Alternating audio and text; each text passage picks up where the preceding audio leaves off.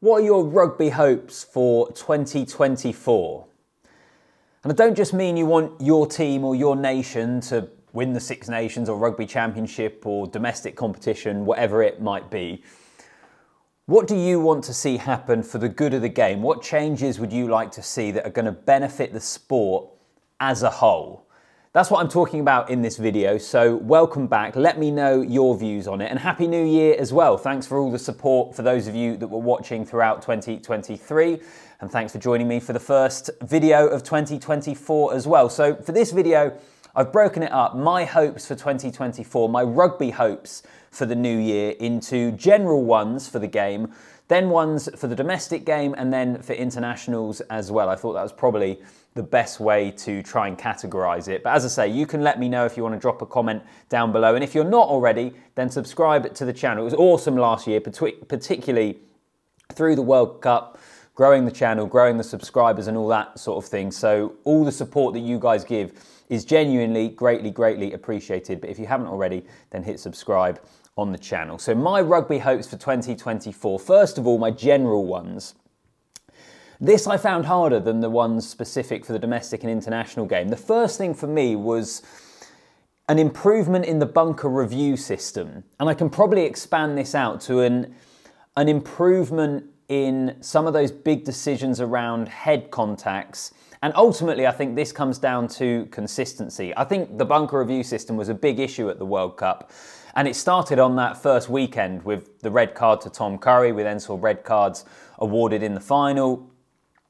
But it seemed to add more confusion when we expected it to add an element of clarity. I think the way that whole system works, the authorities and the referees need to get together and work out the best way to do that. I still think it's a little strange to have presumably the most qualified person that you deem to look after the game in the referee, having that decision not only taken out of his hands, but not even being dealt with by the TMO, but by being dealt with people elsewhere. I think in France, they were a group of officials, or the bunker review people were based at Roland Garros at the main media centre. It just, to me, didn't quite seem to work. You can't hear the discussions.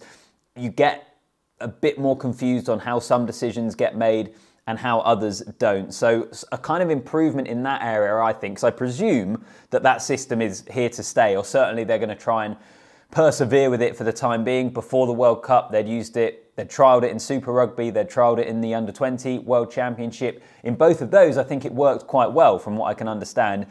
I think they need to get that better moving forward for the game. My one other general one, actually, is that the Six Nations documentary on Netflix is actually good. And the reason I say this is because there was a Premiership Rugby one that was released near the start of this season. It was kind of when the World Cup was going on, so it was a little bit lost in all of the coverage of the World Cup, which focused on the semi-final and final of the Gallagher Premiership from last season, on those four clubs and their route to the final. I'll be honest, I watched, I think, maybe half, three-quarters of the first episode and then turned it off. It didn't particularly grab me. I didn't revisit it later, and that hasn't been commissioned for another series, which I think is a massive shame. I think a behind-the-scenes, fly-on-the-wall, really good documentary in rugby would be brilliant, because there's great characters in the game, but Amazon clearly didn't see the viewership that they were hoping for to convince them to be able to carry it on for another season or for a full season of a sort of documentary. So the Six Nations doc is coming out on Netflix ahead of the Six Nations. I can't remember the exact date at the moment, but you'll be able to find it, and I'm sure you'll see it when it comes out as well. I hope it's good, and I have some reservations here, because I think rugby as a sport is still a little bit stuck in the ways of not wanting cameras in the changing room and wanting to maintain a certain distance, a certain protection of elements of the sport, when actually I think in this situation, and you look at some of the issues the sport faces in terms of trying to grow the game and increasing participation and interest generally in it, it's a sort of thing that could work really well. I have my reservations. We heard rumours in the Six Nations last year when they were filming that England didn't want them in the changing rooms, and some nations were better than others. In the same way, I think some teams in the Premiership were better than others of actually letting the cameras in and giving them access. I hope it is good. I also think I find it quite ironic that Living with the Lions, the documentary, was it the 97 Lions tour, which is like a famous sport documentary, like groundbreaking at the time almost, that fly on the wall series. Rugby was one of the first sports to truly do that, but it's been left behind now by so many others. Football, NFL, Formula One, even tennis with their one on Netflix, which got mixed reviews. I think rugby needs that, but they need a good one. If you're going to do it, you have to do it well. It has to be really, really good access. So I hope that that is good. Let's get on to my hopes for the domestic game. First of all, for the Champions Cup, which is a funny old competition. We get some great games, but how it works, and particularly with the South African teams having come in and the travel and that sort of thing, and whether it grasps the rugby audience in South Africa, I think is still something that's up for debate. I know John Dobson spoke about it relatively recently, where he was a little disappointed with the crowd that they were able to get in compared with, you know, their local derbies and things like that. So my hope is that one of the South African sides reaches at least the semi-final, and then off the back of that, more generally, it's that the South African public get more engaged in that competition. I think there's still... It takes time, right? Because you had Super Rugby for so long, you had those rivalries, particularly with the New Zealand franchises that were really, really popular. And it's probably going to take time to appreciate, understand, enjoy this different competition in the same way. So I'm aware that it's not going to happen overnight, but I'd just like to see that start to happen more when it comes to the Champions Cup, because I think that's actually pretty essential for the survival of the Champions Cup and for it being successful. If we can get sellout crowds in South Africa for some of those big Champions Cup matches, I think that would be awesome. So that's one domestic hope. My other one is for the Gallagher Premiership, and it's for an away semi-final winner. Every year we have this big coverage and excitement about who's going to get into the top four. Normally the first two are pretty nailed on, and then it's third and fourth that are really scrapping it out for those two other semi-final spots. They get into the semi-finals, they have an away trip, and they end up losing relatively comfortably.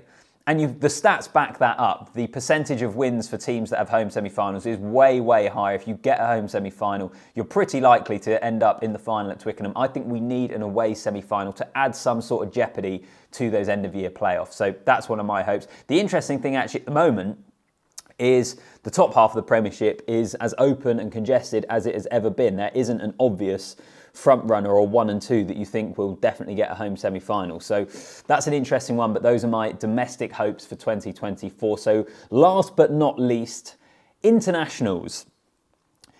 So I was scratching my head a little bit with this, because the international game, particularly if I think about England and I think about teams going bust over the last few years, I know the health of the domestic game across the world varies. You look at Ireland and it seems to be in a really good place. South Africa, I know there are challenges there. The Stormers still in some form of administration, but even so, the game, generally, the sport is in a really good place for South Africa. In England, we've had the teams go into administration.